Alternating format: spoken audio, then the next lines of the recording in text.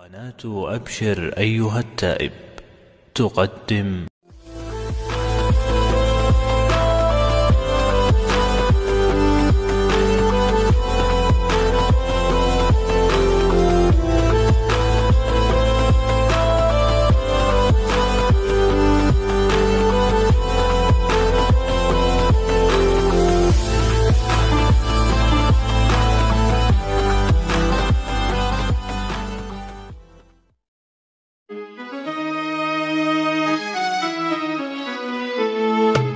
Assalamualaikum warahmatullahi wabarakatuh.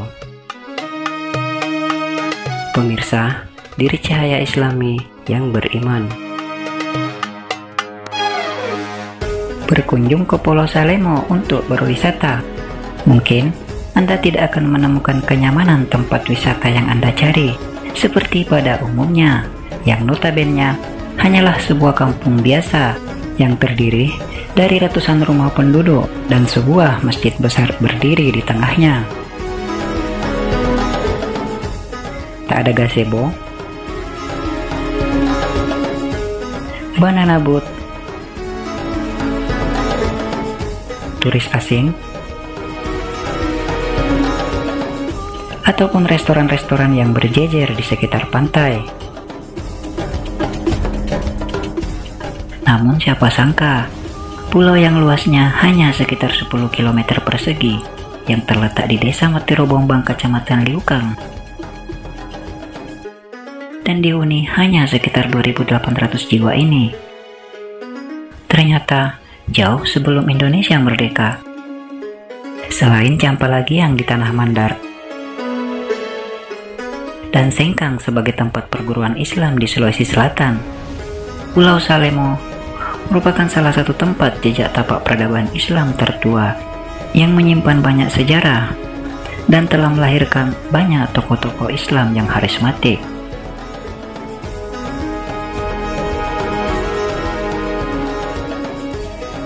Pulau ini dulunya merupakan pusat pengajaran ilmu-ilmu Islam, tempat berkumpulnya alim ulama, para guru, dan ulama-ulama besar yang datang dari tanah Arab, serta para ulama yang juga pernah diajar langsung oleh salah seorang waliullah dari tanah Jawa, yaitu Syekh Maulana Malik Ibrahim, atau lebih dikenal dengan nama Sunan Gresik.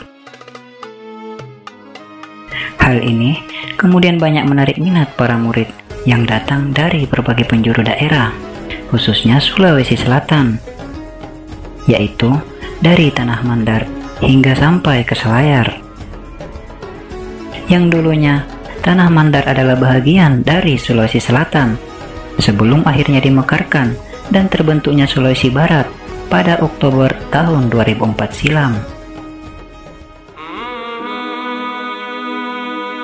Murid-murid yang datang ini kemudian ada yang tinggal menetap selama beberapa tahun lamanya, dan ada pula yang hanya beberapa bulan saja untuk memperdalam ilmu agama. Hal ini selain dari berbagai penjuru daerah, di mana jarak dan akses yang masih rumit ketika itu. Murid-murid yang datang ini juga dari berbagai latar belakang dan tingkat pengetahuan agama yang berbeda-beda.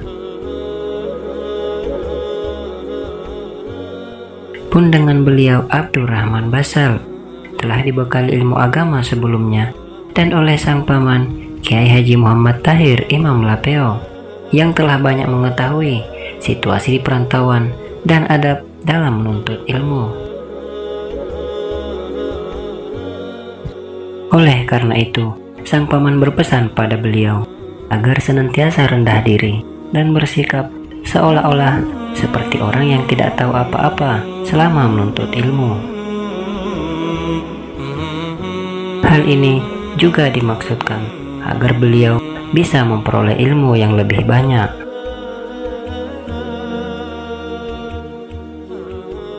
Sistem pendidikan Islam atau pesantren yang diperoleh ketika itu masih dalam bentuk dan cara yang sederhana, yaitu sistem pengajian salafiyah yang belum mempunyai kelas, strata, ataupun tingkatan.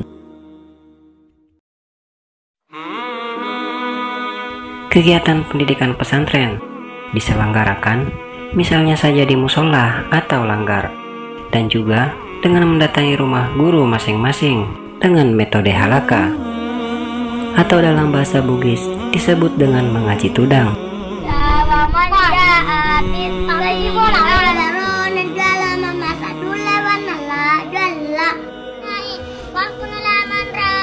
Metode ini adalah cara yang umum bagi para santri untuk pengetahuan dasar, berlaku di tempat atau daerah lainnya di Indonesia pada masa itu. Para guru atau sesepuh juga belum ada sistem gaji. Begitu juga halnya para murid yang datang belajar dan mengabdi pada guru. Semua dilakukan atas dasar sukarela, semata-mata karena Allah. Namun, sebahagian para kiai tinggal di rumah yang diwakafkan warga.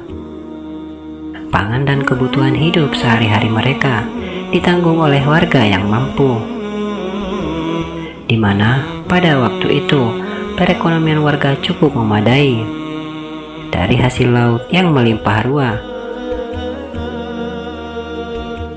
dan juga oleh para saudagar dermawan yang dalam sejarah lisan pulau ini dulunya juga menjadi pelabuhan.